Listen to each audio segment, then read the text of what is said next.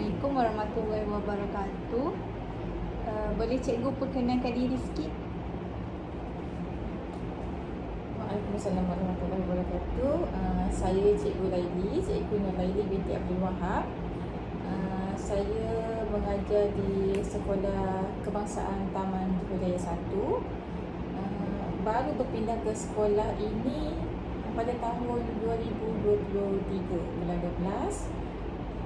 Hampir 22 tahun saya khidmat sebagai guru dan pendidik, dan ini adalah sekolah saya yang ke-6.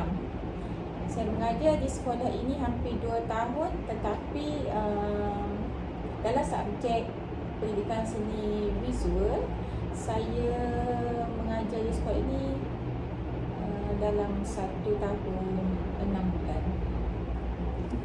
Seterusnya, apakah pendekatan atau kaedah pengajaran yang cikgu gunakan untuk menarik minat murid dalam mata pelajaran seni?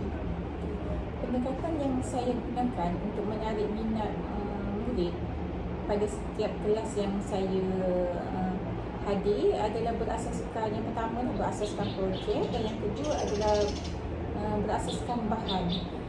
Berasaskan projek ni sama macam kita buat macam biasalah, yang selalunya kita kelaziman melalui PSB adalah collage, arca, montaj, seni ukir ataupun craft tradisional dan sebagainya lah.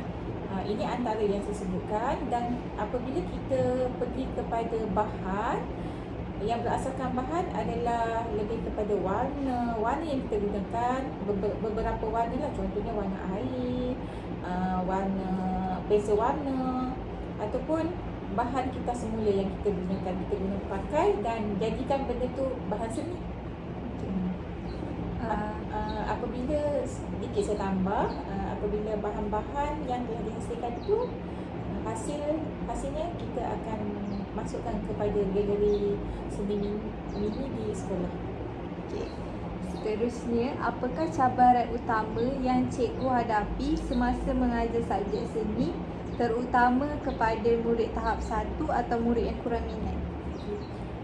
Cabaran secara khususnya pada murid tahap 1, terutama sekali murid tahun 1 ataupun tahun 2, pada saya setakat ini adalah kawalan kelas.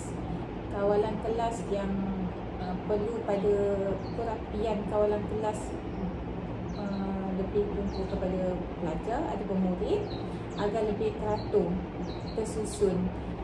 Apabila kita masuk dalam PSV, dalam subjek PSV, budak-budak kalau kita masuk excitednya lebih.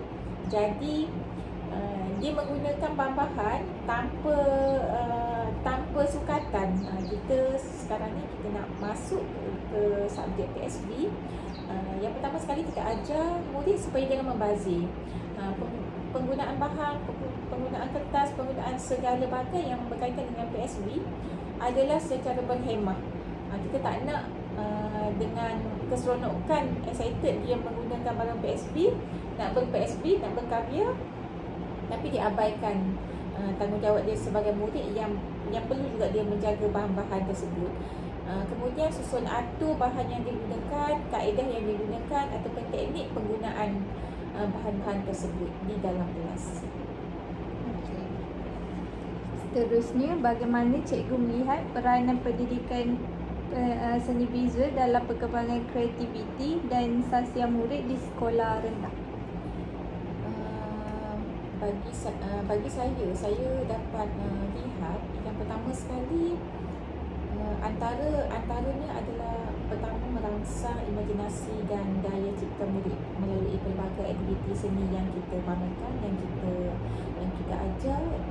Kemudian yang kedua adalah mendidik nilai murni, contohnya sabar, teliti, bertanggungjawab ke atas tugasan yang diberikan dalam menyiapkan tugasan-tugasan yang telah kita susun atur sebelumnya. Yang ketiga iaitu kita menggalakkan kerja berpasukan antara murid di dalam kelas bersama kawan-kawan dia, dan supaya dia tolong kawan atau membantu kawan-kawan yang lain Dan yang terakhir, dapat meningkatkan keyakinan diri apabila karya murid itu sendiri dipamerkan. Dia rasa bangga, dia rasa seronok dan dia rasa dihargai apabila kita meletakkan satu-satu karya yang telah berjaya dihasilkan ke dalam satu tempat yang dia rasa mungkin tempat tu ada tinggi daripada dia. Okay. Dan yang terakhir, apakah pendekatan atau aktiviti yang cikgu laksanakan dalam pengajaran seni bagi memenuhi keperluan pendidikan abad ke-21? Pendekatan PK21 lebih kepada yang pertama sekali komunikasi, dan yang kedua kolaborasi, yang ketiga pemikiran kreatif, dan yang keempat kritis. Saya rasa empat-empat peranan ini adalah sangat-sangat dekat dengan pendidikan seni visual yang mana dimana pakai kepada semua guru dan juga murid. Mudah-mudahan dengan pendekatan PAK21 yang telah kita wawarkan ini, yang telah kajian wawarkan ini, mendapat manfaat kepada semua golongan termasuk dalam subjek seni visual. Okay, jadi itu sahajalah pada hari ini temu bual saya dengan cikgu. Terima kasih. Sama-sama.